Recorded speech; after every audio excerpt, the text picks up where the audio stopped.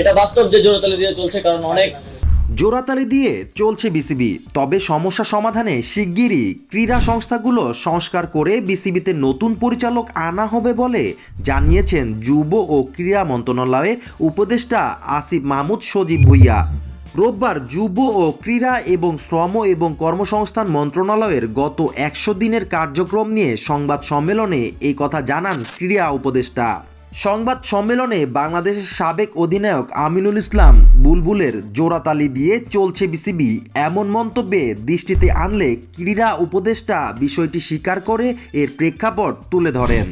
একই সঙ্গে বিষয়টি দ্রুত সমাধানেরও আশ্বাস দেন এবং সেগুলো ডিস্ট্রিবিউট করার মাধ্যমে বিসিবির কার্যক্রমে আরো গতিশীলতা আসবে বলে আমি মনে করছি। আসিফ মাহমুদ আরও বলেন, অনেক পরিচালক না থাকায় এটা বাস্তব যে বিসিবি জোড়াতালি দিয়ে চলছে। বিসিবির গঠনতন্ত্র অনুযায়ী নতুন পরিচালকদের আমাদের নিতে হবে। সেটা নেয়ার ক্ষেত্রেও কিছু চ্যালেঞ্জ আছে। আমাদের ক্রীড়া সংস্থাগুলোর পুনর্গঠনের কার্যক্রম চলমান আছে। সেগুলো পুনর্গঠন হলে নিয়মতান্ত্রিক উপায়েই আরও নতুন পরিচালক যোগ হবে। বিসিবির সবগুলো বিভাগ ভাগ করে দেওয়ার ব্যাপার আছে। সেগুলো ভাগ করে দিলে বিসিবির কার্যক্রম আরও গতিশীলতা আসবে বলে আমি মনে করছি। নতুন ডিরেক্টরদেরকে আমাদের নিতে হবে এবং সেটা নেওয়ার ক্ষেত্রেও কিছু চ্যালেঞ্জ আছে। খেলাধুলাকে রাজনৈতিকরণ করা হয়েছে উল্লেখ করে আসিফ মাহমুদ বলেন, বিসিবিতে তো ধারাবাহিকতা ভাঙার কোনো কথা ছিল না।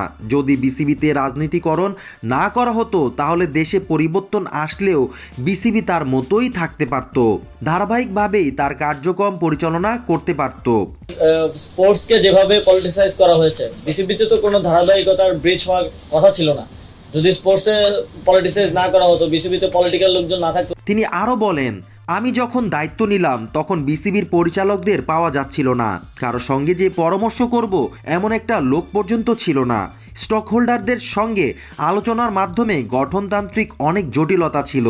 আইসিসির যে ফ্রেমওয়ার্ক আছে তার মধ্যে থেকে আমরা নিয়মতান্ত্রিকভাবে বিসিবিতে পরিবর্তন এনেছি।